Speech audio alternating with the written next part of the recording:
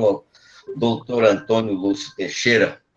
O Antônio Lúcio ele é graduado em Medicina pela Universidade Federal de Minas Gerais, com residências em Neurologia e Psiquiatria pelo Hospital das Clínicas da UFMG, mestre e doutor em Biologia Celular, com pós-doutorado em Estudos Transdisciplinares pelo UFMG, livre docente em Psiquiatria pela Unifesp, é docente do Programa de Pós-Graduação em Biomedicina da Faculdade Santa Casa BH, professor titular de Psiquiatria e Neurologia da University of Texas Health Science Center of Houston, USA, experiência nas áreas de psicoimunologia e neuropsiquiatria, neurologia do comportamento, atuando clínica e cientificamente com doenças relacionadas ao envelhecimento, principalmente doenças neurodegenerativas. E o tema exatamente que ele vai nos falar é melancolia e degeneração em busca da bile negra. Doutor Antônio, com a palavra. Obrigado, professor Geraldo Magela. Antes de iniciar propriamente a minha apresentação, eu devo agradecer pelo convite da Santa Casa, que também é minha casa, e dizer que eu me sinto honrado assim, e muito, muito feliz de estar compartilhando a apresentação, que vai, de certo modo, refletir parte da minha trajetória científica nos últimos 10, 15 anos, com amigos com um grupo de pessoas que fez e ainda faz parte, né, da minha influência científica, né? E eu devo agradecer várias pessoas aqui, pessoalmente, eu até aproveito a oportunidade, né, agradecer o professor Marcos Vinícius, professora Maria Helena, por terem contribuído bastante na minha vida anterior, né, são pessoas com quem eu tive o prazer e a honra de conviver na UFMG, e falando mais do ponto de vista pessoal, né, o grupo tem várias pessoas muito amigas e muito próximas, né, especialmente, né, o Alexandre e o Paulo, né, são pessoas com quem eu convivo há muitos anos. Bom, então eu vou, depois desse agradecimento, né, eu vou parar por aqui para não me emocionar, né, o tema já é, de certo modo, afetivo. Eu vou compartilhar minha tela com vocês, para que nós possamos dar início à apresentação. Vocês estão vendo minha tela compartilhada? Já estamos, está tudo bem, pode animar, não é? Então tá bom. Só tem que pôr no modo de apresentação. Ok. Eu acho que agora tá, não tá? Ainda não. Tá. Só falta colocar no modo apresentação. Não, eu entendi. Porque para mim está no modo apresentação. Você colocou compartilhar a tela inteira? Não. Então é por isso. Tá, então eu vou voltar. Eu vou compartilhar a tela inteira. Tá bom. Mandei a correção do Zé Augusto. E mandei também o parecer. E o Célio aceitou, já está com ele a dissertação. Professor Zé Augusto, seu áudio está aberto.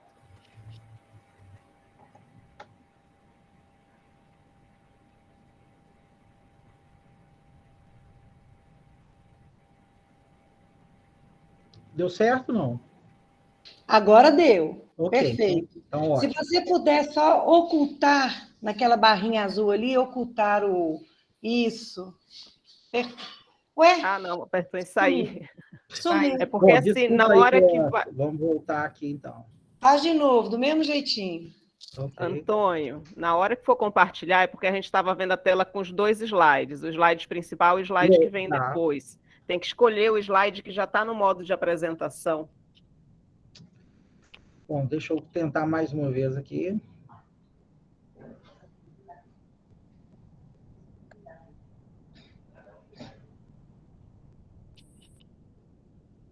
Isso, agora é só clicar no modo apresentação, que agora acho que vai. Perfeito. Perfeito. Ótimo. Ok. Bom, eu tenho que dedicar essa aula ao nosso amigo o professor Carlos Maurício, né? Eu devo o meu vínculo atual à Santa Casa, a generosidade, o envolvimento do professor Carlos Maurício e, obviamente, o convite que foi acatado por você, especialmente o professor José Augusto. Então, eu gostaria de registrar, né, essa dedicatória ao professor Carlos Maurício. Bom, na minha apresentação eu não tenho nenhum conflito de interesse com a indústria farmacêutica. Meus projetos de pesquisa ao longo dos anos, eles têm sido financiados por agências governamentais e não governamentais de pesquisa, mas não necessariamente indústria farmacêutica.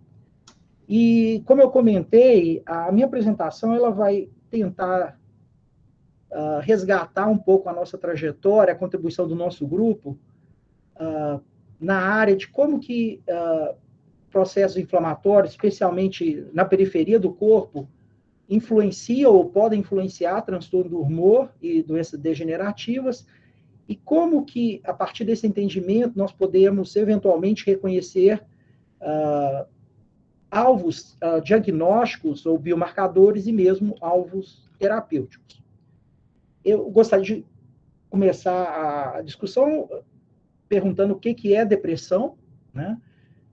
Pelo menos na sua formulação, ou desde a sua formulação inicial, pelos gregos, sobre o termo melancolia, depressão, quer dizer um estado, entre aspas, patológico, de tristeza, e pelo termo patológico quer dizer aqui uma alteração tanto quantitativa ou qualitativa da tristeza, né, desse sentimento de tristeza, mas, na prática, a coisa é bem mais complicada do que isso, né, e várias pessoas, ou vários autores, inclusive escritores, tentaram capturar o que significa depressão, né, e é um termo claramente polissêmico, né?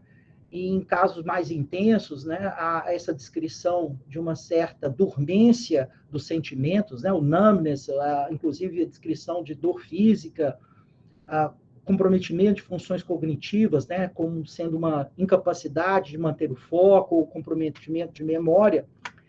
Mas depressão, na verdade, é um termo muito fugidio e o entendimento do que seja depressão ainda é em larga medida elusivo. Só que os norte-americanos, no final dos anos 70, início dos anos 80, eles conseguiram, de uma maneira muito engenhosa, muito inteligente, operacionalizar o que se convenciona, o que se convencionou na época chamar de depressão, né? Então, esse talvez seja o critério mais aceito em todo mundo do que é depressão, né? Então, é o critério do DSM-5 atualmente, né? O original é o DSM-3, e que tem uma superposição muito grande com o critério da OMS, né? da CID-10, em que descreve uma série de sintomas, entre sintomas mais subjetivos, sintomas mais subjetivos, e que isso seria depressão. No entanto, né, do ponto de vista de lógica, nós não podemos misturar a descrição de um fenômeno, no caso aqui depressão, com a definição do fenômeno depressão. São coisas muito diferentes. Mas, na prática, né, a medicina, a psicologia, em grande medida, essas áreas abraçaram esse conceito de uma maneira, eu diria, pouco crítica, e que hoje, então, nós mantemos esse entendimento de depressão, mas é um entendimento, em grande medida, superficial e não dá conta da complexidade do fenômeno, né? E fazendo algumas contas matemáticas simples, né? Voltando aqui aos critérios, se nós combinamos esses 9 grupos de sintomas com um critério mínimo de 5 para dar o diagnóstico, o universo de combinações possíveis para chegar à depressão chega a quase 1.000 e até mais de 1.000, dependendo se você considera, por exemplo, insônia ou excesso de sono como critérios independentes. Então, é um critério ou um construto extremamente complicado, mas que, infelizmente, ele vem sendo banalizado. Mas, para não ficar apenas na crítica, né, ele pelo menos tem o mérito de permitir com que as pessoas conversem com o mínimo de entendimento, com o mínimo de compartilhamento do que seja depressão. Eu comentei que os gregos foram os responsáveis, pelo menos nessa tentativa inicial de definir o que eles chamavam de melancolia, né? Lembrando que o termo melancolia literalmente quer dizer bile negra, porque eles entendiam essa depressão ou essa tristeza patológica como sendo resultado do excesso de bile negra. Embora bile negra nunca foi descrita ou entendida, ninguém sabe muito bem, né, olhando retrospectivamente na história, o que significa essa bile negra. Mas essa definição, pelo menos, teve um sentido histórico muito importante de tirar a depressão como sendo um efeito dos deuses ou dos espíritos para dentro do corpo, né, do organismo humano.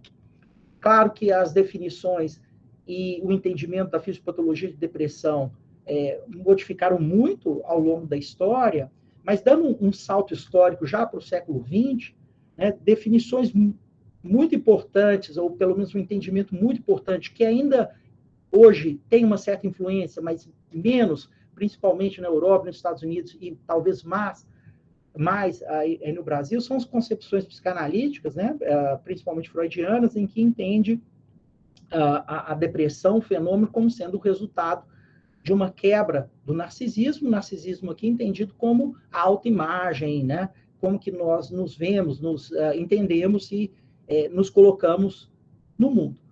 Mas, pelo menos desde a década de 50, 60, o modelo dominante de entendimento do que é depressão é um modelo que eu brinco, que é a bile negra neuroquímica, em que a depressão seria decorrente de alterações em principalmente duas vias de neurotransmissores, a serotonina, envolvida em funções de emoção, sono, cognição, e dopamina, que tradicionalmente está envolvida com processos motivacionais, hedonismo, entre outras funções. E por que esse modelo é dominante? Essencialmente porque as drogas ou as estratégias farmacológicas de tratamento dos transtornos de humor, especialmente depressão, derivam desse modelo e manipulam, principalmente vias serotoninérgicas e também vias dopaminérgicas. Bom, mas o que inflamação ou imunidade tem a ver com isso e por que nós deveríamos nos interessar ou preocupar com isso? Eu diria que nos últimos 15, 20 anos, esse modelo está em crise por vários motivos. Um dos motivos é que não há inovação na área e, ao mesmo tempo que há um aumento de uma certa resistência, o aumento do número de casos graves. Então, houve um grande interesse em buscar estratégias ou alvos terapêuticos alternativos. E é nesse contexto que imunidade e inflamação ganharam importância ou relevância no estudo dos transtornos do humor, no sentido mais específico, mas na psiquiatria ou na neuropsiquiatria de maneira mais ampla. E um aspecto muito importante, que eu vou destacar a seguir, é que a disfunção imune ou a inflamação constitui um modelo teórico muito interessante para falar de como que o corpo interage com a mente e vice-versa. Né? Mas o que é inflamação? Né? Eu entendo que no grupo existem várias pessoas com interesse na área, né? Diria até imunologistas que poderiam definir de uma maneira melhor, mas essa é uma definição simples, mas que vai servir bastante para o nosso entendimento posterior do que nós vamos fazer, é que a inflamação seria um componente da resposta imune inata e que o sistema imune, né, ele seria um sistema de defesa especialmente contra agentes infecciosos, mas também células cancerígenas e outras células. Então, um aspecto importante que acompanha a definição de sistema imune, incluindo o seu componente inato, a inflamação, é esse caráter de defesa contra antígenos externos, ou como agentes infecciosos, ou antígenos estranhos, por exemplo, como no caso do câncer. No entanto, uma série de doenças humanas, mesmo não sendo acompanhadas por esse aspecto de infecção ou mesmo de antígenos estranhos, tem alterações imunes. Então, isso está reconhecido e bem descrito hoje. Então, esse é um exemplo do nosso próprio grupo, em que pacientes com transtorno bipolar, que é um modelo, talvez o modelo mais importante de transtorno do humor, esses pacientes têm níveis aumentados de moléculas inflamatórias, no caso aqui o STNFR1, em relação a controles. Claro que essa é uma diferença de grupo, não individual, mas que nós poderíamos grosseiramente dizer que 30% a 40% desses indivíduos têm um componente inflamatório, mesmo não estando infectados, mesmo não tendo doenças que justificam esse entendimento clássico do sistema imune como um sistema de defesa, especialmente em relação a micro-organismos. Então, isso nos faz observar ou entender que há necessidade de redefinir o que é o sistema imune, e isso vem acontecendo nos últimos anos, né, especialmente pelos trabalhos de um imunologista norte-americano chamado Metcalfe, que ele propõe o sistema imune não como um sistema de defesa ou envolvido em resposta, mas um sistema homeostático, né? Então, uma definição mais adequada do sistema imune seria esse sistema envolvido com equilíbrio ou homeostasia do organismo.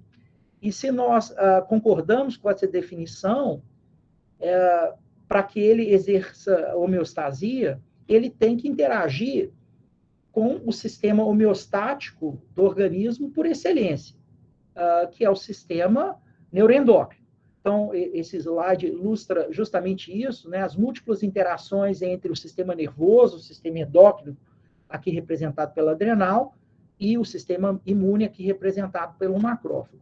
Então, as setas querem dizer justamente isso. Existem tanto influências top-down, ou seja, do sistema nervoso central, do cérebro, sobre o sistema imune, assim como influências do linfócito, dos macrófagos, principalmente sobre a forma de produção de citocinas na atividade neural.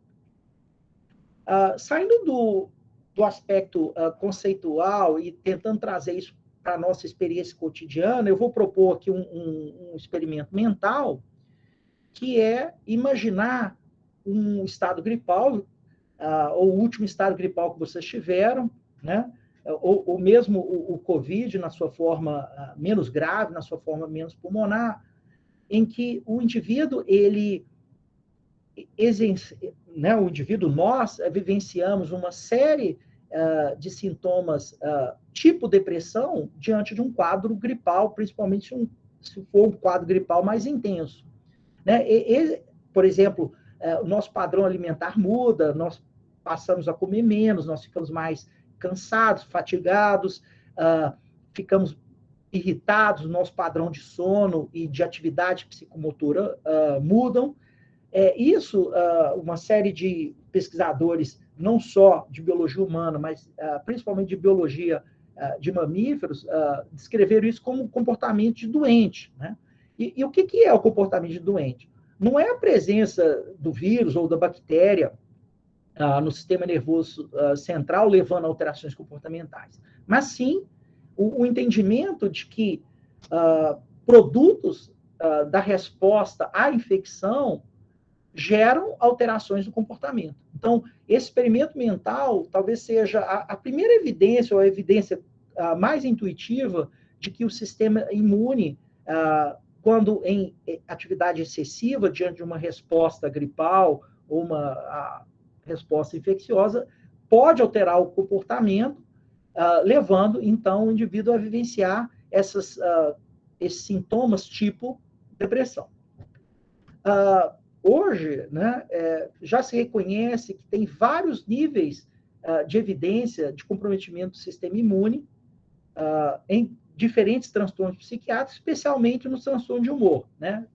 Os diferentes níveis envolvem desde elevação de moléculas, a alteração de tipos celulares e mesmo, especialmente, os estudos focaram especialmente a periferia do corpo, ou seja, o sangue, mas há também uma tradução dessas alterações em nível cerebral, especialmente em circuitos envolvendo a regulação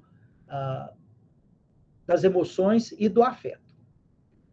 De modo que, saindo a partir desse modelo, né, homeostático do sistema imune, e essa área, na realidade, não é uma área necessariamente nova, que nós chamamos de psiconeuroimunologia, de como que o sistema nervoso influencia o sistema nervoso, o sistema imune, ou seja, o sistema nervoso influenciando o sistema imune. Desenvolveu-se uma área mais recente, né, que seria da imunopsiquiatria, que tenta buscar o outro lado da relação, que é como o sistema imune pode influenciar ou interferir na atividade cerebral e, consequentemente, levar a alterações cognitivas e comportamentais. Então, nesse sentido, assim, eu e um colaborador da PUC, do Rio Grande do Sul, há poucos anos atrás, nós lançamos esse livro, né, que editamos esse livro, que tenta fazer uma síntese dessa área para o clínico, em que nós tentamos discutir como que a modulação do sistema imune não só pode influenciar a atividade cerebral, mas pode ser utilizada como estratégia terapêutica. Então, para concluir essa parte mais conceitual da minha apresentação, eu queria terminar com provocação de que talvez essa pele negra que várias pessoas buscaram ao longo dos anos, ou dos séculos, possa ser, em grande medida, compreendida como sendo esses componentes do sistema imune, né? Então, as alterações do sistema imune levariam a esse excesso de atividade imune, seria, então, esse excesso de bile negra proposto pelos médicos gregos, né, há mais de 2.000 anos atrás. 2.000 anos atrás.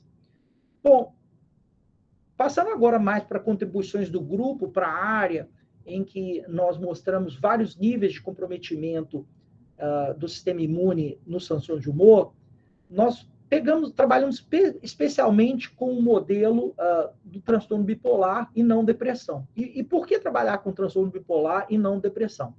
Por uma razão simples, né?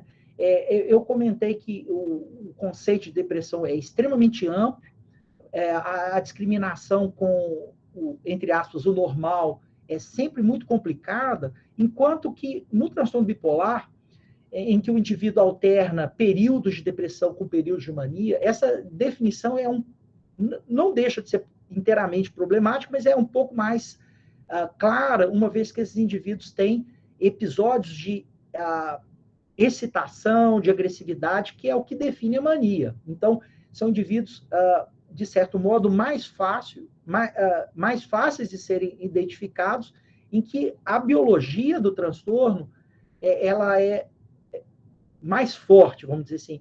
Se nós pudéssemos, num grau de determinar, né, a biologicidade do transtorno, eu diria que o transtorno bipolar ele tem fundamentos ou raízes neurobiológicas bem mais fortes que a depressão. Em relação às evidências, né, existem desde evidências mais moleculares, celulares, que eu vou discorrer a seguir, mas também evidências clínicas e epidemiológicas, esses indivíduos têm alterações imunes. Uma das evidências epidemiológicas mais claras disso é o fato de que esses indivíduos têm uma maior frequência de doenças autoimunes, como tireoidite, diabetes tipo 1, entre outras doenças autoimunes. Além disso, comumente relatada na literatura a incidência de crises após eventos inflamatórios ou infecciosos nesses pacientes. Bom, falando agora de trabalhos do grupo, e esses talvez sejam evidências ainda mais claras de como que o sistema imune reflete ou influencia a atividade cerebral, no caso patológica, é que se eu comparo indivíduos com transtorno bipolar estabilizados, ou seja, fora da crise, aquilo que nós chamamos de eutimia, com indivíduos em crise, seja em mania ou depressão, nós assistimos ou observamos claramente um efeito de graduação da inflamação, ou seja, indivíduos estabilizados estão, a rigor, mais inflamados que controles, e indivíduos no transtorno, em crise, eles têm níveis ainda mais elevados de parâmetros inflamatórios do que controles e pacientes estabilizados. Então, nesse sentido, em colaboração com o professor Kapczynski, da URGS, alguns anos atrás, nós propusemos um score composto por, essencialmente, moléculas inflamatórias, mas também moléculas relacionadas ao estresse oxidativo, que capturaria justamente esse índice de inflamação. Mas o aspecto mais interessante desse índice é que esse índice tem uma relação muito grande, por exemplo, com sepse. Lembrando que sepse talvez seja o modelo de inflamação grave mais difundido que se tem. Ou seja, que esses indivíduos com transtorno do humor ativo, seja mania ou depressão, eles estariam a meio caminho entre, vamos dizer assim, um indivíduo controle ou estabilizado e um indivíduo com sepsis, ou seja, eles têm um parâmetro inflamatório claramente alterado e claramente excessivo. Aqui, além de alterações em moléculas inflamatórias, né, eu mostrei ali IL-6, IL-10, TNF, receptor solúvel do TNF, né, aqui mostrando os trabalhos da Isabela, que hoje é professora da UFMG, esses trabalhos são do doutorado dela, mostram que essas alterações não são apenas na circulação, mas quando nós isolamos e olhamos o monócito ou outras células do sistema imune, existem também alterações em vias de transdução de sinal, mostrando que algo também acontece nessas células e que refletem essa inflamação alterada ou excessiva desses pacientes. Ok, nós estamos construindo a história de que pacientes com transtorno do humor, tendo o transtorno bipolar aqui como modelo, eles têm alterações inflamatórias na periferia, tanto na circulação como tendo própria célula mononuclear. Mas o que estaria causando essas alterações? Seriam alterações primárias, secundárias do transtorno? Bom, nós não sabemos exatamente isso, mas tentando entender um pouco mais o que está acontecendo em trabalhos em colaboração com Moisés, já mencionado aqui, nós mostramos que esses indivíduos com transtorno bipolar, eles têm uma resposta ao cortisol, representado nessa primeira figura aqui, e nós reconhecemos que o cortisol ele tem uma variação circadiana, mas ele também se eleva diante de um estresse. Né? Então, aqui é um estresse controlado, um estresse experimental, e que o paciente com transtorno do humor, geralmente, ele tem uma curva, ele não tem ele tem uma reta, não uma elevação frente ao estímulo do estresse. Então, as células respondem diferentemente, quer dizer, não só o cortisol responde diferente, mas as células também respondem diferente ao cortisol. E, de uma maneira, assim, bem evidente e interessante, que consegue conciliar ou conectar vários aspectos dessa história, é que pacientes com transtorno bipolar, eles têm padrões celulares diferentes na periferia, por exemplo, redução de células Treg em relação a controles. E só lembrando um pouquinho, células Treg são importantes para a contenção de autoimunidade, e se eu reconheço que elas estão diminuídas nesses pacientes, por um lado, eu poderia explicar a redução, a dificuldade dessas células conterem a produção excessiva de moléculas inflamatórias, e, por outro lado, explicar também por que esses pacientes têm autoimunidade mais prevalente que indivíduos controles.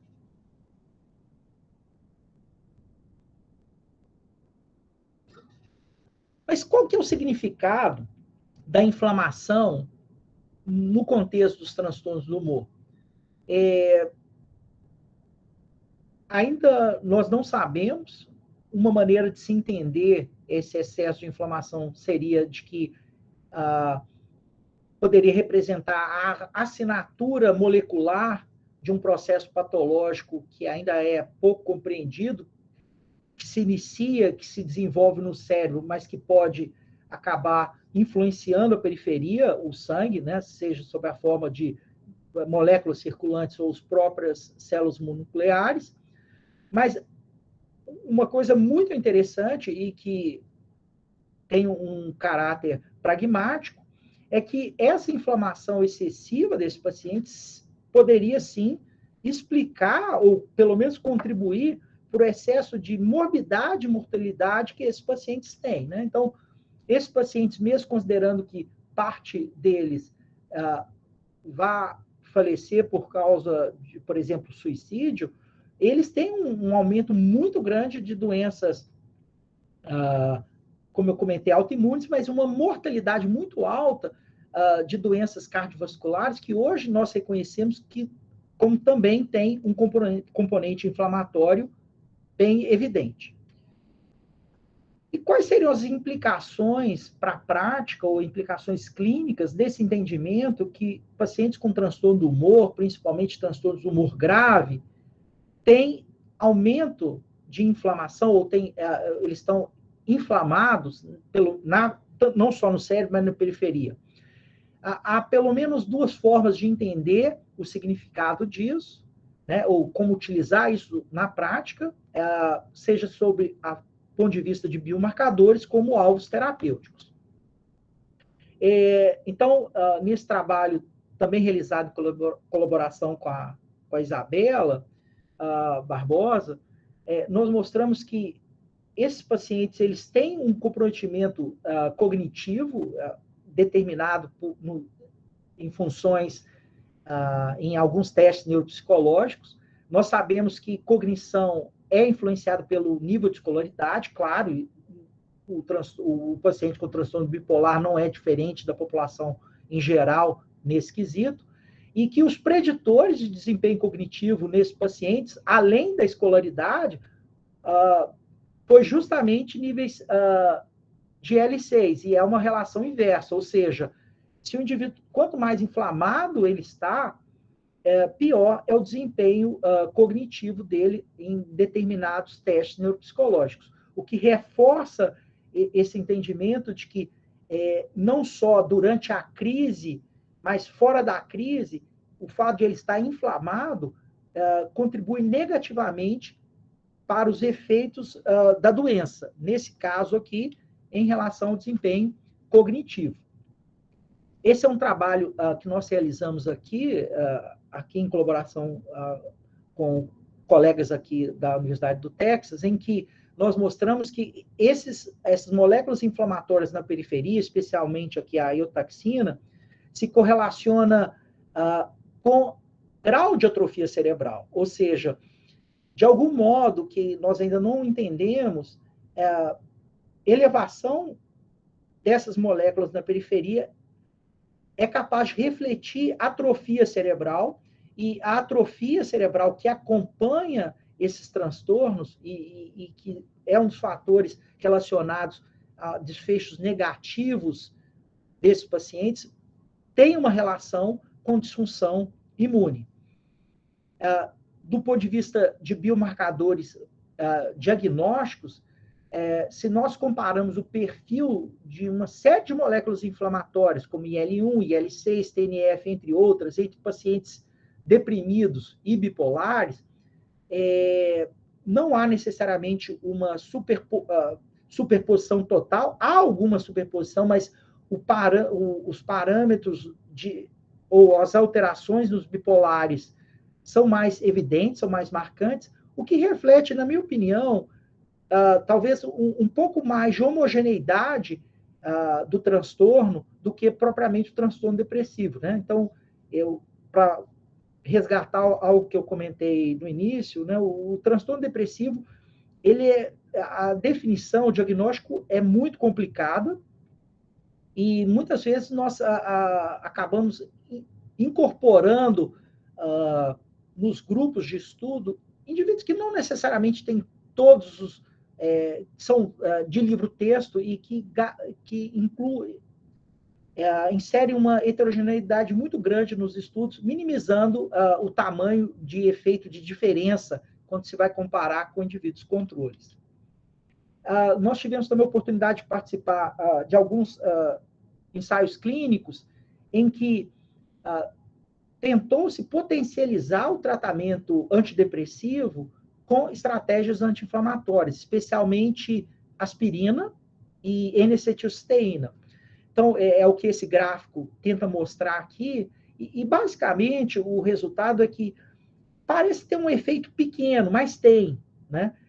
O que reflete, de certo modo, não só a heterogeneidade do transtorno, mas um fato que eu comentei anteriormente, que essa inflamação ela parece ter um papel fisiopatológico, talvez não em todo mundo, mas em um subgrupo desses pacientes, que eu coloquei em torno de 30% a 40%.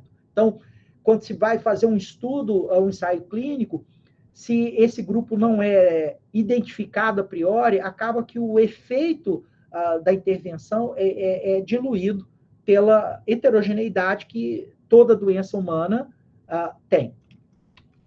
Então, para concluir essa parte dos transtornos bipolares, né, ou dos transtornos de humor, eu tentei trazer algumas evidências do nosso grupo de que o transtorno de humor ele é marcado por alterações inflamatórias ou imunes na periferia, embora o que causa ou qual é exatamente a consequência dessas alterações, isso ainda está sendo investigado, e do ponto de vista operacional, mais pragmático, isso tem implicações na busca de biomarcadores de intervenções terapêuticas.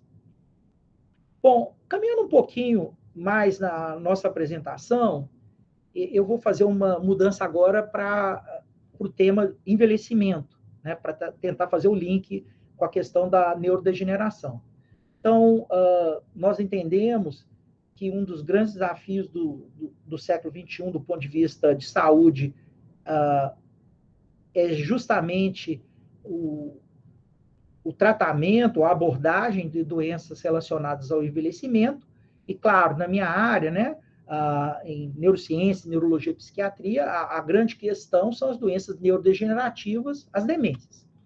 Então, nós sabemos que os transtornos de humor, né, fazendo referência, mais uma vez, aqui ao transtorno bipolar, que é um transtorno que é de discriminação mais fácil em relação a indivíduos controles. Esses transtornos de humor são fatores de risco para o desenvolvimento de doenças neurodegenerativas. Existem vários processos fisiopatológicos superponíveis, por exemplo, inclusive envolvendo moléculas neurodegenerativas, mas o ponto que eu gostaria de discutir e destacar aqui com vocês é justamente a questão da inflamação. À medida que nós envelhecemos, há uma tendência de o nosso organismo ser mais inflamado, desenvolvendo o que nós chamamos de inflammaging, né? Esse é um conceito muito interessante proposto pelo Franceschi, que é um pesquisador italiano, que tenta justamente incorporar esse entendimento que o nosso sistema imune também envelhece e ele reage de uma maneira diferente do que o sistema imune de um adulto, e que isso acaba caracterizando, do ponto de vista de biomarcadores, em um excesso de moléculas inflamatórias, e que isso, obviamente, tem implicações práticas, né? Quando nós vamos analisar a grande doença neurodegenerativa, que é a doença de Alzheimer, né, grande no sentido de prevalência, de importância, e é claro que, quando se estuda a fisiopatologia dela, é basicamente um processo neurodegenerativo que se instala, envolvendo o acúmulo de beta-amiloide e tal, mas processos inflamatórios estão envolvidos também, acredita-se nesse momento, mas de uma maneira secundária, ou seja, desencadeados após a disfunção no acúmulo dessas duas outras moléculas. Mas há aqui também vários níveis de evidência de que inflamação contribui para o processo degenerativo em doença de Alzheimer. Por exemplo, vários fatores de risco implicados na doença de Alzheimer, como os transtornos de humor, têm aumento de inflamação na periferia.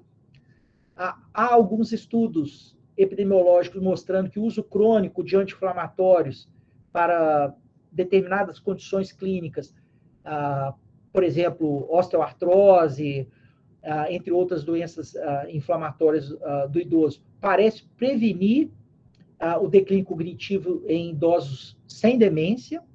E um fenômeno muito interessante, que eu sei que parte da nossa audiência é clínica, que vários clínicos notam, é que após um grande procedimento cirúrgico ou alguma doença inflamatória, idosos frequentemente abrem um quadro de demência ou de, pelo menos, declínio cognitivo, né? E por que isso, né? Basicamente, nós entendemos que a inflamação ela pode não só acelerar processos neurodegenerativos, mas também levar a alterações em vias que estavam num equilíbrio frágil, mantendo aquele indivíduo num bom nível de funcionamento. Esse é um trabalho que nós desenvolvemos com Alain, que hoje é professor na UFOP, em que nós tivemos a oportunidade de acompanhar indivíduos pós-sepse, que saíram de uma internação numa UTI, e de uma forma bem clara, nós mostramos que algumas moléculas alteradas, ainda na fase aguda, por exemplo, o interferon gama, foi capaz de predizer o desenvolvimento de declínio cognitivo nesses indivíduos, né? Não só interferon gama, mas outras moléculas, por exemplo, a NSE, que é uma molécula que reflete integridade neuronal. Então, com o insulto inflamatório grave, a liberação dessas moléculas, e que isso claramente reflete a extensão do dano cerebral nesse processo inflamatório grave, que isso se relaciona com o desempenho cognitivo após a recuperação da sepse. Trabalhando agora com Alzheimer, né, o nosso grupo, entre outros, mostraram que indivíduos com Alzheimer, aqui como a sigla AD, tem níveis de moléculas inflamatórias, no caso o IL-1-beta, maior que indivíduos controles. E um dado muito interessante, que acredita-se que a doença de Alzheimer evolui em etapas ou estágios. E uma etapa de importância clínica, que nós chamamos de comprometimento cognitivo leve, ou MCI, que ainda assim é um grupo heterogêneo. Esse grupo, ele é mais inflamado que o próprio controle, mas não é tão inflamado quanto a doença de Alzheimer. O interessante é que, quando eu abro esse grupo MCI naqueles indivíduos que têm o maior risco de progressão versus aqueles que têm menor risco de progressão, os indivíduos que têm maior risco de progressão são justamente aqueles mais inflamados. Aqueles de menor risco de progressão seriam os menos inflamados. Bom, assim como nós demonstramos para o transtorno bipolar, em colaboração com a Érica, com o Leonardo de Souza, que é professor da UFMG de neurologia, nós temos dados mostrando que essas moléculas da periferia, por exemplo, o IL-1-beta, se relacionam ou se correlacionam também com níveis de atrofia cerebral, especialmente envolvendo essas estruturas temporais, que é onde o processo degenerativo na doença de Alzheimer se inicia. Então, de algum modo, essas moléculas inflamatórias na periferia são capazes de ler ou registrar essas alterações que estão acontecendo no sistema nervoso central. Eu comentei que o MCI, que tem maior chance de progressão, é aquele mais inflamado, e nesse estudo longitudinal, nós confirmamos isso, ou seja, aqueles indivíduos que acabaram por converter de MCI para doença de Alzheimer foram aqueles que tiveram níveis mais altos no baseline, na linha de base, de moléculas inflamatórias, especialmente esse receptor solúvel do TNF. Bom, um dos trabalhos que nós estamos fazendo atualmente é tentar justamente minimizar essa heterogeneidade que define os transtornos de humor. Ou seja, o que é depressão? Na realidade, depressão é constituído por vários domínios comportamentais e cognitivos. Então, um desses domínios comportamentais é o domínio motivação. E a alteração da motivação é o que nós chamamos apatia. Então, a apatia é um dos elementos que pode acompanhar os transtornos de humor, especialmente a depressão. Nós acreditamos, e a literatura tem mostrado isso, né, que a apatia ele é um preditor de conversão do MCI para o Alzheimer. Então, utilizando um banco de dados grande aqui do Texas, nós mostramos que esses indivíduos que têm na linha de base apatia têm uma chance, eles convertem mais rápido de quem não tem apatia, né? E por que é importante buscar esses subdomínios? Não só para diminuir essa heterogeneidade clínica que nós observamos nos transtornos de humor, mas também para tentar identificar nesses indivíduos qual é o domínio clínico ou que mais está associado a moléculas inflamatórias. Então, utilizando esse mesmo estudo, esse grupo de dados, né, que envolve mais de 3.000 pacientes, nós mostramos que essas 3 moléculas aqui, né, o IL-6, IL-10 e a leptina, estão relacionadas com apatia, ou seja, indivíduos que têm mais apatia têm elevação dessas moléculas inflamatórias. Então, conectando a história, então, a apatia ela está relacionada à inflamação e a apatia também está relacionada a um declínio cognitivo acelerado em pacientes com MCI. Então, para explicar do ponto de vista biológico, neurobiológico, o que está acontecendo, pode ser que a inflamação seja um dos motores desse declínio cognitivo. Então, para concluir o que eu comentei a respeito do envelhecimento, né, o envelhecimento ele está associado a um envelhecimento imune, e isso se traduz por uma resposta inflamatória geralmente excessiva, de difícil regulação, e tentando fechar um pouco a história né, da bile negra, quer dizer, as alterações inflamatórias, elas seriam esse link tal possível entre os transtornos de humor e a demência.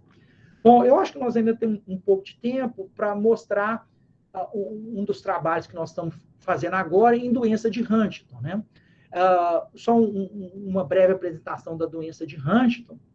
Doença de Huntington é um modelo de doença neurodegenerativa muito importante, talvez um dos melhores modelos que se tem, por uma razão simples, né? É uma doença autossômica dominante, com 100% de penetrância, de modo que eu sei quem vai desenvolver a doença anos ou décadas antes da doença se desenvolver. Então, eu sei quem vai ter a doença, né? Obviamente que isso tem várias implicações éticas, clínicas aqui, que eu não vou entrar no mérito, mas para destacar que é um modelo muito interessante para estudar degeneração, processos neurodegenerativos, e, no nosso caso aqui, nós tentamos investigar o envolvimento de processos imunes periféricos e centrais na conversão do indivíduo que sai da fase pré-manifesta para a fase manifesta. Então, como em outras doenças existem vários níveis de evidências de que inflamação participa ou contribui para a degeneração na doença de Huntington. Eu comentei que a inflamação não é o que causa, mas o que causa, a causa primária é esse acúmulo, no caso aqui de uma proteína patológica, que é a huntingtina, no caso do Alzheimer, é o beta-amiloide. Então, esse é o processo inicial, mas que, uma vez a deposição dessas moléculas, há, claro, um desequilíbrio tecidual levando à ativação imune. Então, em colaboração com a Natália e com a Erin, aqui na UT, nós tivemos a oportunidade de acompanhar um grupo de pacientes com indivíduos com Huntington, sem sintomas, aquilo que nós chamamos de pré-manifesto, e aqueles indivíduos com sintomas, com doença clínica. E nós estudamos esses indivíduos do ponto de vista clínico, do ponto de vista de moléculas na periferia, no sistema nervoso central, e nós fizemos estudos de neuroimagem, tentando definir não só estrutura, volume, grau de atrofia cerebral, mas também a atividade micróglia nesses indivíduos. Então, são esses dados que eu vou mostrar para vocês a seguir.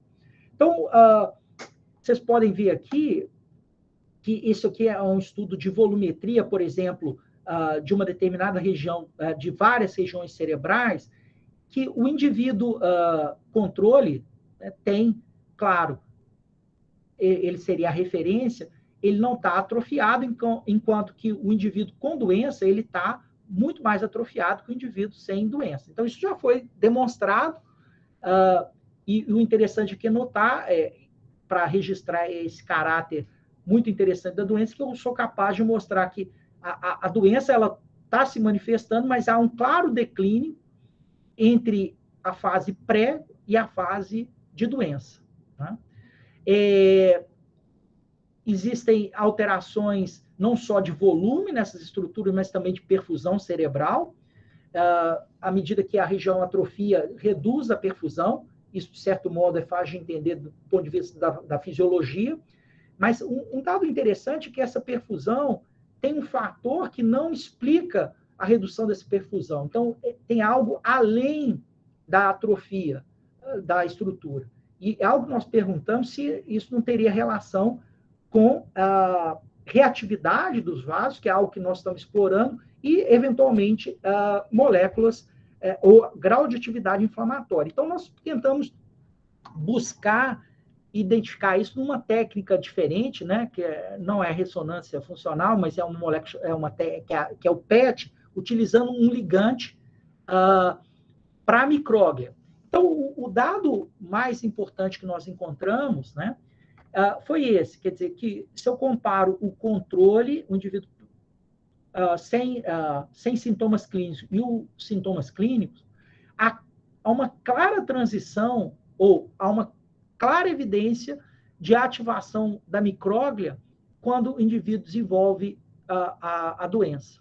E estudando, no caso, células micróglia-like desses pacientes, por que eu estou chamando de micróglia-like? É claro que eu não posso ir lá fazer uma biópsia do cérebro para tirar a micróglia para estudar, mas se eu pego essas células da periferia desse indivíduo e por estímulos imunes, eu faço com que elas expressem um perfil tipo micróglia, essas células dos pacientes têm um comportamento distinto daqueles indivíduos que têm o gene mutado, mas não têm o sintoma, mostrando que a doença, claro, não é causada pela inflamação, mas ela pode, a inflamação no sistema nervoso central pode contribuir para a transição de uma fase pré-clínica para uma fase clínica, que é algo que tem sido demonstrado também na doença de Alzheimer.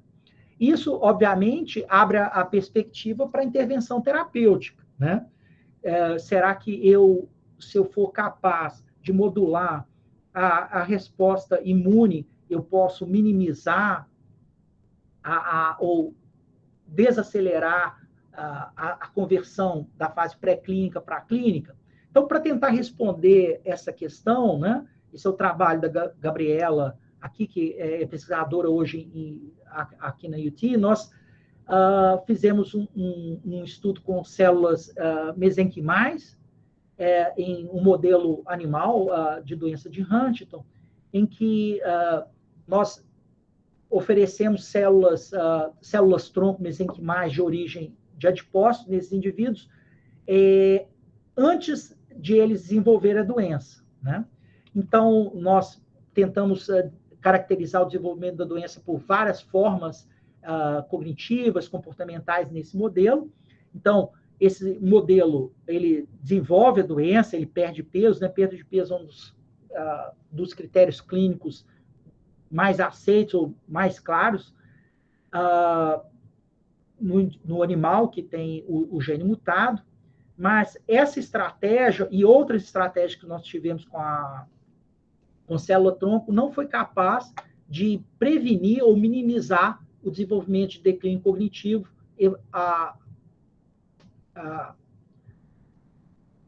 avaliado, né, por essas técnicas cognitivas. Um dado que nós observamos, no entanto, é que as células-tronco, elas minimizaram inflamação, mas não conseguiram isso não foi traduzido por uma melhora clínica, né? Há várias formas de entender esse resultado. Uma delas é que o modelo com que nós trabalhamos é um modelo muito agressivo e que talvez nós não tenhamos a janela terapêutica, mostrando a própria heterogeneidade da biologia, né? Talvez a intervenção com essa célula-tronco ela possa ser benéfica tanto para um animal que tem um modelo menos grave da doença, ou um indivíduo que tem uma doença mais lenta, que não desenvolve tão rápido. Então, eu ilustrei finalmente aí, né, esse modelo com que nós estamos trabalhando e que permite esse entendimento, permite estudar essa transição pré-clínica para a clínica e verificar oportunidades terapêuticas, né, no nosso caso aqui, buscando modulação inflamatória. Se eu pudesse sintetizar tudo aquilo que eu disse em 3 frases, eu acho que seriam essas, né? Entender que inflamação está envolvida em transtorno de humor, significa trazer transtornos mentais para a medicina, né? Eles não são apenas mentais, eles não estão fora do corpo, estão dentro do corpo, né? Basta lembrar também do experimento mental que nós fizemos aqui. Em termos aí de sabedoria para a vida do dia, para a vida cotidiana, né? A mente sã num corpo são, então nós temos que cuidar do nosso corpo, da nossa saúde, para termos uma boa saúde mental. E do ponto de vista mais científico, né, essa é uma área que cresceu, se expandiu muito nos últimos anos e que tem algumas perspectivas interessantes do ponto de vista de biomarcadores e de alvos terapêuticos. Então, esse é o nosso enorme grupo aqui da UT, esses são os projetos que nós estamos trabalhando atualmente, e eu gostaria de agradecer a atenção de vocês e me coloco à disposição para algumas questões, algumas discussões. Mas, uma vez mais, eu queria agradecer o convite de estar aqui falando entre amigos, né, numa casa que eu tenho um enorme respeito, né, considerando não só a minha vida atual, mas a minha vida acadêmica, né? Lembrando aqui, eu fiz estágios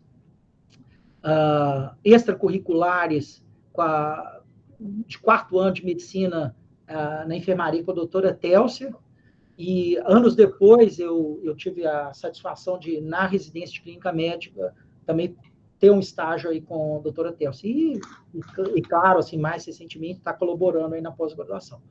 Muito, muito obrigado e estou à disposição.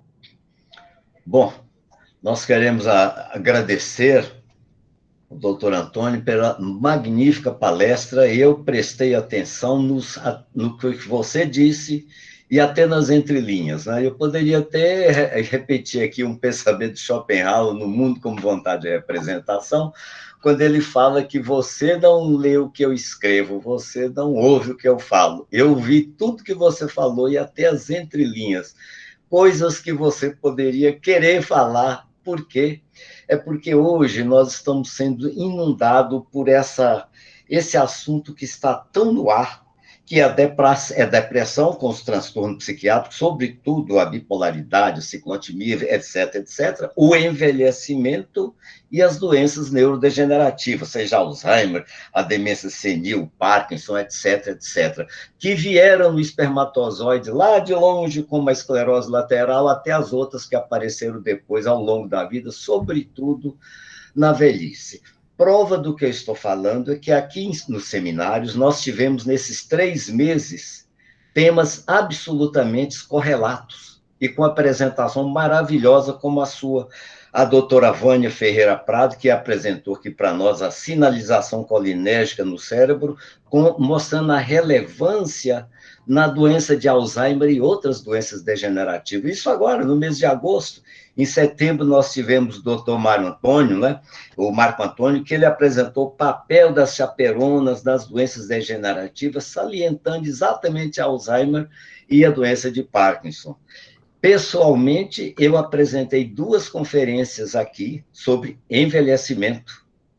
E, pessoalmente, eu também apresentei aqui no seminário, agora já não é voltado para quem transita dentro do laboratório, ou para o neurologista, ou para o psiquiatra, mas voltado mais para o psicanalista, quando nós trouxemos 2 palestras sobre o mal-estar da civilização, que é uma obra monumental de Freud, falando exatamente nas perdas que o homem tem, nos seus registros, e tudo vai depender se ele tem ou não a depressão instalada dentro dele, que é o que ele vai responder. Achei assim, eu poderia fazer 1001 perguntas. O medo que eu tenho é dessas perguntas, como eu voltaria para o plano filosófico, mais sociológico, né? E mais psicanalítico. Nós não temos no mundo resposta para o grande número de perguntas que a gente teria. Então, eu nem ouso fazer uma determinada pergunta para você. A pergunta eu fiz, inclusive, essa que eu poderia fazer, eu fiz para a doutora Vânia, para o doutor Marco Antônio, que é o que vocês que estão, às vezes, dentro do laboratório, quem está cá fora na clínica, tem a esperar de bom para doenças degenerativas como Parkinson, Alzheimer, Huntington, como essas doenças todas. O que nós temos para esperar, não é? Quero te dar os parabéns pela apresentação, realmente foi maravilhosa, gostei demais. Bom, obrigado pelas palavras, eu gosto, nós falamos muito nas entrelinhas, é verdade. Então, eu acho que sempre tem o conteúdo manifesto e o conteúdo latente de qualquer apresentação, claro que tem muita coisa dita nas entrelinhas, mas só para abordar, mas não polemizar, é claro que um grau de alguma coisa vai acontecer e vai melhorar o tratamento do Alzheimer, do Parkinson, né? Mas agora, o quanto tempo que isso vai demorar é difícil dizer, porque essas são doenças muito complicadas. Mas esse é o ponto, quer dizer, existe uma arrogância nossa, né, principalmente do pesquisador de bancada, de que, primeiro, que não há um limite. E há o limite, nós vamos morrer, né? Até qual é o limite nosso? Então, existe uma certa negligência dessa história de qual é o limite. Então, é claro que ninguém quer ter Alzheimer, todo mundo quer morrer saudável, mas como é possível morrer saudável? Então, são algumas questões de lógica que não cabem. E uma questão, aqui vivenciando mais como clínico e menos como pesquisador, é que boa parte dessas doenças, em boa parte dos pacientes, elas podem ser minimizadas sem pirotecnia, com tratamento básico, de suporte básico de vida, suporte social. E falar isso aqui numa sociedade extremamente complicada, que é a norte-americana, é difícil. Então, é mais fácil você vender soluções pirotécnicas do que discutir a sociedade, fazer discussões sociais, antropológicas, etc. Mas é claro que, como clínico, lidando com questões clínicas, eu gostaria de ter tratamentos melhores, mas existem ainda várias coisas que a gente pode fazer. Então, mas isso é uma longa discussão. Eu creio que acho que é o professor Zé Augusto que levantou a mão. Professor Zé Augusto. Levantei, Antônio. Eu queria te dar os parabéns, a sua apresentação foi brilhante, né? E muito densa, né? Que deixou a gente com muitas questões. Então, eu queria levantar algumas dúvidas que eu tive para ver o que você acha delas, né? Às vezes eu brinco, quando eu vou dar algum curso, eu brinco que nós morremos ou inflamados ou por atropelamento, né? Então, eu acho que a inflamação realmente tem um papel importante. Mas, se você for analisar a resposta vagal, ela produz uma quantidade muito grande de acetilcolina, e a acetilcolina tem um efeito anti-inflamatório muito potente, né? Então, você acha que o envelhecimento, isso aí é mais a sua opinião, você acha que no envelhecimento, ou mesmo no desenvolvimento de algum tipo de doença neurodegenerativa, a gente possa ter associado um desequilíbrio entre simpático e parasimpático, principalmente? Bom, essa é uma pergunta interessante. O problema é que pelo envelhecimento, você vai ter disfunção simpático-parasimpática, né? Então, você vai tendo envelhecimento de vários sistemas simultaneamente. Dizer que e claro, se você tem esse fenômeno, eles vão se influenciando, né? Eu não sei dizer se nós poderíamos sintetizar a questão da desregulação imune, basicamente em termos simpático-parasimpático, mas há uma relação. Mas o desafio é entender, verificar se há uma hierarquia desses processos. Eu acho que é difícil demonstrar essa hierarquia, né? É difícil. Mas essas estratégias de estimulação vagal para tratar imunidade, isso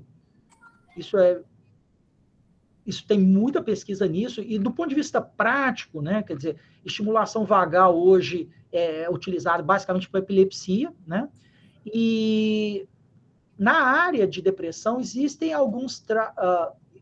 Aqui, o FDA autoriza estimulação vagal para tratar depressão, né, depressão grave, mas qual é o mecanismo exatamente do efeito é incerto.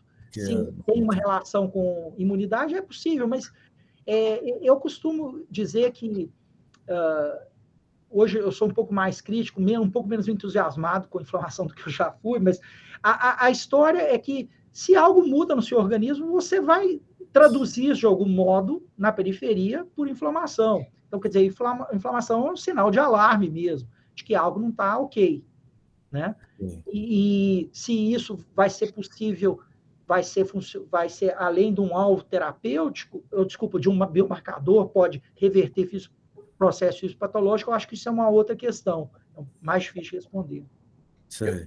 Eu gostaria de, antes de passar a palavra para a Renata e para a Maria Helena, apesar do adiantado da hora, lembrar que eu postei no WhatsApp do IEP, da pós-graduação, um curso de dia inteiro na Associação Médica, que vai haver dia 27, e o título do curso que vai haver é Depressão e Doença Degenerativa, comandado pelo Dr. Ulisses Gabriel de Vasconcelos Cunha.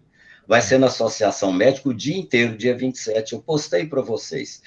Vão ser 12 conferências e o encerramento, eles me deram a honra para eu falar sobre depressão e envelhecimento, que vai ser o encerramento do curso, que vai ser no dia 27. Está no WhatsApp de vocês. Vai ser uma grande honra. Vai ser híbrido, tanto presencial na Associação Médica, quanto pelo canal do YouTube da MMG. Tá bem?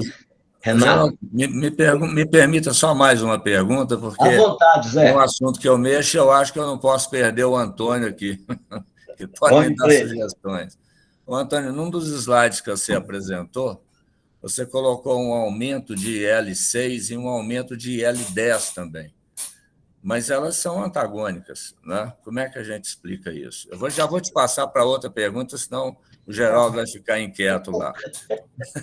A outra é que você cita também, nesse mesmo slide, a participação da via da AQT-PKB, que é uma via apoptótica. Né? Você acha que tem alguma importância nesse processo o sistema de autofagia e apoptose? Também é importante nisso? Geraldo, só para me aproveitar o Antônio, tá, Geraldo? Na realidade, assim, a maneira mais simples de entender, e eu acho que, como eu entendo, e boa parte das pessoas da área defendem, é que a IL-10 ela seria mais uma reação do que propriamente o processo inicial, do ponto de vista imunoinflamatório. Quer dizer, a IL-1 e IL-6 seriam aquilo que estaria aumentado, e como reação você elevaria a IL-10. Né? E isso está bem estabelecido assim, em termos clínicos. Você tem IL-1 e IL-10, todas elas caminham muito juntas em transtornos de humor e doença degenerativa, muito, muito juntas. Né? Bom, é possível, né? Assim que vias de apoptose estejam envolvidas, e há um aumento, sim, de turnover e de morte celular, né, ou de apoptose celular na periferia e no cérebro. Então, uma coisa muito interessante que acontece com doenças degenerativas e que relaciona isso com depressão e doenças degenerativas é que quanto mais grave a doença depressiva ou transtorno de humor, maior o grau de atrofia que você tem cerebral, né? Há uma discussão grande na literatura que demonstrar atrofia por morte neuronal é super complicado, mas pode-se postular, por exemplo, que é a apoptose de célula da glia. Né? Então, uma coisa é dizer o que está tendo, quem está morrendo, né? Quem está entrando em apoptose. Então, há uma discussão se é realmente neurônio ou célula da glia, mas claramente há redução ou atrofia, o que mostra que essas vias devem estar ativadas, sim, no sistema nervoso central. Tá? Agora, o que está ativando ela, se isso é em decorrência da própria atividade inflamatória ou se a atividade inflamatória está lendo isso, esse que é o grande desafio hoje, entender qual que é a direcionalidade das relações aí. Né? Boa parte do que eu disse, ou que a literatura faz, são estudos de associação. Tá bom. Obrigado, Antônio. Muito obrigado. Doutora Renata. Olá, boa tarde a todos. Antônio, adorei tua apresentação, fantástica. Para mim, deixa eu me apresentar, eu sou Renata, sou professora também aí do Instituto de Ensino e Pesquisa da Faculdade Santa Casa BH. Essa não é a minha área de atuação, né? Eu atuo mais na parte de biologia molecular do câncer, mas depressão, distúrbio bipolar são coisas que chamam muito a nossa atenção hoje, né? Então, eu achei fantástica a tua apresentação, gostei muito, né? Até porque para mim muita coisa ali era novidade. Uma pergunta que eu tenho, não sei se eu perdi alguma parte, porque eu tive que descer para receber uma encomenda, mas por um acaso, tu mostraste essa alteração no padrão inflamatório que tem tanto na depressão quanto no transtorno bipolar, mas um em relação ao outro, né? Tu já olhaste alguma coisa, tipo, quem está mais inflamado, né? O transtorno bipolar e a depressão? Eu mostrei um slide que nós fizemos esse estudo comparativo, sabe? E basicamente, como o transtorno bipolar você tem um marcador clínico mais fácil, que é a mania, né? Principalmente no bipolar 1, bipolar 2 há uma certa... algo a gente pode discutir muito aqui, mas há uma certa vulgarização do diagnóstico, mas o bipolar 1, que tem um marcador mais claro, então ele é mais homogêneo do ponto de vista biológico, né? Então você é mais inflamado. Você tem um processo que é mais grave e qualitativamente um pouco diferente. Mas, assim, ele é mais intenso. Mas é difícil dizer, porque o grande problema é como que nós definimos depressão, né? Depressão, o espectro de depressivo, ele é muito mais amplo, ele é muito mais complicado, né? A transição com a normalidade muitas vezes vem associado, né, a outras doenças. Não é um quadro depressivo, assim, unicamente a depressão. A depressão geralmente pode estar associada a outros distúrbios também, não é? Não, o bipolar também, mas a questão passa muito pela definição. Hoje ninguém está triste, todo mundo está deprimido, né? Tem um aspecto sociocultural muito grande em como que o processo diagnóstico é feito em psiquiatria. E isso é negligenciado em maior parte das discussões, né? Se eu quero trabalhar com biologia do transtorno, eu tenho que trabalhar com a biologia mais pura possível, né? Quer dizer, com um transtorno mais homogêneo.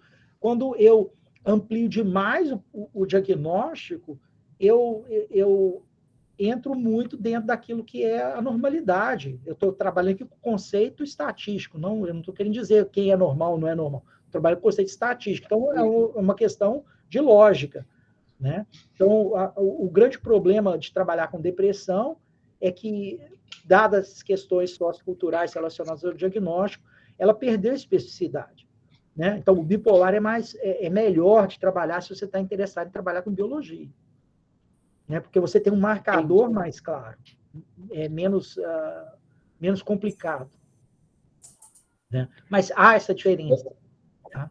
E o bipolar costuma ser mais grave. Doutora Maria Helena. Muito obrigada, Antônio. Primeiro, Antônio, é um prazer te encontrar, né? Lembrança de nossos tempos lá no Comitê de Ética da UFMG, como coordenação e vice-coordenação, foi um aprendizado muito bom. Mas eu vou ser breve, teria muitas questões, mas primeiro gostaria de perguntar como o sistema imune, né, também tem uma homeostase muito importante, né, que mexer nele também pode alterar uma série de outras coisas, mas você acha que é um futuro tratamento para essas doenças degenerativas e psiquiátricas seriam moduladores desse sistema imune? A outra pergunta, se vocês notarem outras doenças inflamatórias, como artrose, artrite, também uma maior incidência desses problemas psiquiátricos, né? E também se esse desequilíbrio aí na parte neurotransmissor, que o professor Zé Augusto chamou atenção, né, da acetilcolina, a gente sabe que está diminuída no Alzheimer, por exemplo, mas tem o glutamato, o GABA, se tem alguma correlação aí que você sabe, influencia na ordem das doenças psiquiátricas em relação às doenças neurodegenerativas também. Se tem uma correlação direta. Muito obrigada, Antônio. Prazer te ver. Obrigado, Maria Helena. Falando do mais... Acho que o mais fácil é que essas doenças, todas as doenças autoimunes, por exemplo, lúpus, artrite reumatoide, nefrites, glomerulonefrites, todas têm uma incidência muito aumentada de transtorno de humor, né? E aí sempre tem aquela discussão, é porque ela... o quanto psicologização você quer ou não dar ao processo, né? Porque são doenças que são incapacitantes e a reação humana à incapacidade é vivenciar uma reação depressiva, né? Mas mesmo considerando isso em questão, essas doenças têm um componente de transtorno de humor elevado, refletindo essa relação entre imunidade e comportamento. Em relação a neurotransmissores, trabalhos, eu, pessoalmente, com transtorno de humor, eu nunca trabalhei com acetilcolina, eu já trabalhei em modelo animal específico. O que nós fizemos em transtorno de humor foi tentar investigar expressão de receptores de serotonina, dopamina em linfócitos e monócitos. Há um padrão diferente que discrimina esses pacientes de controles, mostrando que sim, tem relações complexas aí, para dizer o mínimo, e tem uma via com que nós estamos trabalhando muito ultimamente, que é uma via de degradação do triptofano, que é uma via importante aí no câncer, que é a via da quinurenina, né? Então, a via da quinurenina, nós temos trabalhado bastante com ela, ela faz uma interseção interessante entre neurotransmissores e imunidade, porque, isso aí é uma outra apresentação que é de uma ciência mais hard que a gente poderia fazer, porque ela é segregada espacialmente no cérebro, né? Micróglia expressa KMO, enquanto que astrócito IDO. Então, isso daria uma segregação espacial às vias, e isso tem implicações de toxicidade ou proteção, neurotoxicidade ou neuroproteção. Bom, então, isso ainda, vamos dizer assim, está a ser explorado, melhor dizendo. E a questão de imunomoduladores, existem vários trials foram tentados, sabe, Maria Helena, e vêm sendo testados. A questão passa por dois processos. Primeiro, o grande problema, e o efeito é pequeno, foi o que nós encontramos também. Então, passa por dois processos fundamentais ou filosóficos, que é definição, né, o que nós estamos tratando, o que depressão é essa, e dentro de um grupo de depressão, entender que não é todo mundo que vai ter esse parâmetro ou esse padrão. É a definição de subgrupos que seriam mais elegíveis para esse tipo de intervenção. Do ponto de vista cru e simples para qualquer pessoa que tem interesse nessa área, é o seguinte: se você tem um transtorno de humor grave, cuide da sua saúde geral. Porque se você tem diabetes, tem hipertensão, dislipidemia, isso só vai tornar as coisas piores.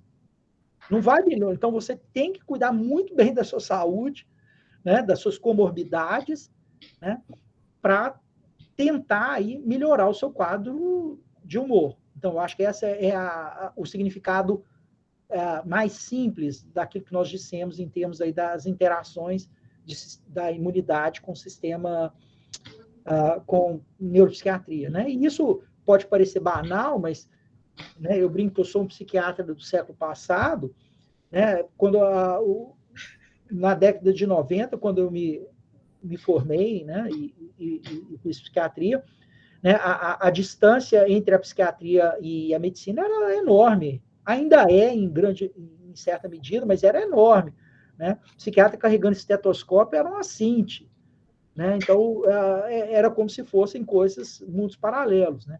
Na verdade, foi uma das coisas que me fez migrar para a neurologia, foi justamente essa cisão, dizer que você pode tratar da alma do indivíduo sem considerar, né, o indivíduo, né? E o indivíduo, hoje, eu nem faço essa distinção mente-corpo mais, né? Você tem que tratar o indivíduo, né? Então, eu acho que... Mas eu acredito que algum grau de efeito você tem, sabe, professor Maria? Algum grau. Mas não é panaceia, né? Infelizmente, e nós sempre estamos buscando essa pílula mágica que vai dar conta do sofrimento humano, né? Então, aí que eu acho que é o grande desafio, né? A gente acreditar que eu vou ficar feliz, etc., né? Bastante complexo. Doutor Antônio, olha bem, nós todos já perdemos o almoço por sua culpa, que você trouxe um tema tão maravilhoso que não tem jeito. Até para terminar, eu não posso deixar de falar mais meio minuto. Olha bem, essa urgência que nós temos em dar um passo mais para frente nisso. Nós temos o Stephen Hawking.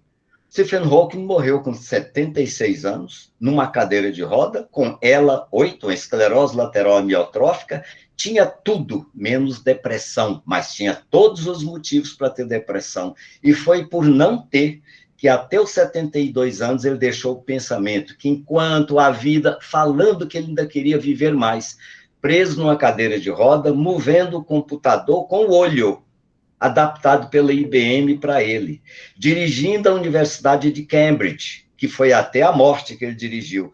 Então, quantos Stephen Hawking nós temos aí que não produzem livros maravilhosos como os 8 últimos dele, entre os quais World as I See It, O Mundo Como Eu Vejo, como The World in a Nutshell, O Mundo numa Casca de Nozes, ou The Great Design, O Grande Desenho.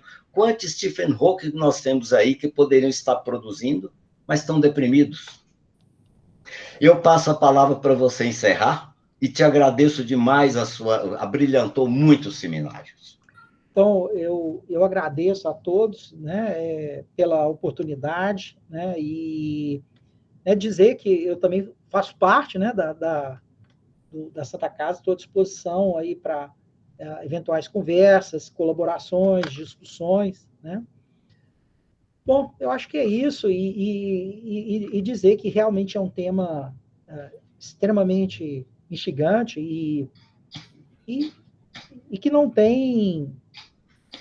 e que realmente nós podemos ficar conversando infinitamente, né, dadas as implicações não só científicas, acadêmicas, práticas, vou dizer assim, clínicas, mas também implicações, vamos dizer assim, mais filosóficas de como que nós vemos o mundo, entendemos o mundo.